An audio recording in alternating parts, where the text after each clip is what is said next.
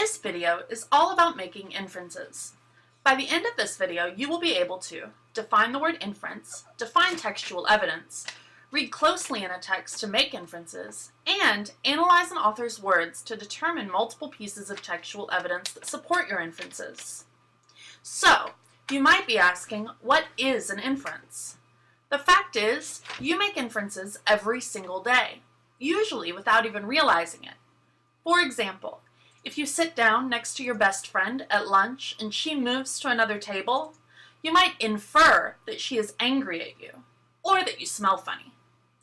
Or, if you get home from school and your dog jumps up and starts licking your face at the door, you can infer that he is happy to see you. Basically, an inference is an educated guess based on the evidence that is right in front of us, combined with our past experiences. Inferences are definitely required in everyday life, but they are also required when we are reading, watching movies, and even listening to music. In your notes, list 3 inferences that you can make from this picture. Good job! Good readers are constantly making inferences as they read literature or informational texts.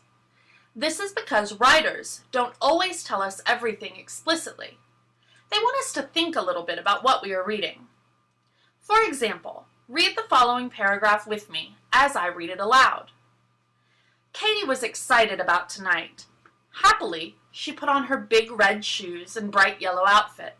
Her mom helped Katie paint her face with a big red circle on each cheek.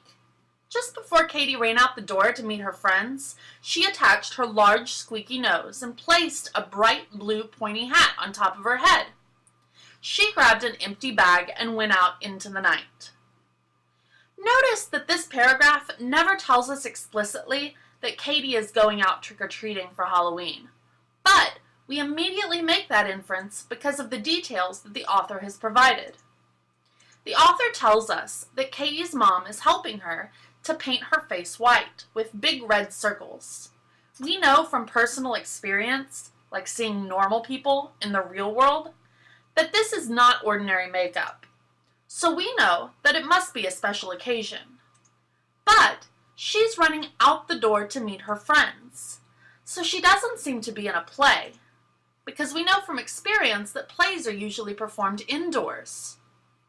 But it's that last sentence that really helps us to make the inference. Katie grabbed an empty bag and went out into the night. Because most people have been trick-or-treating, or at least seen others do it on TV or in movies. We know from our experiences that this means it's Halloween. These details that lead us to that conclusion are what we call textual evidence. Textual evidence is specific information from a text that we use to support our inferences.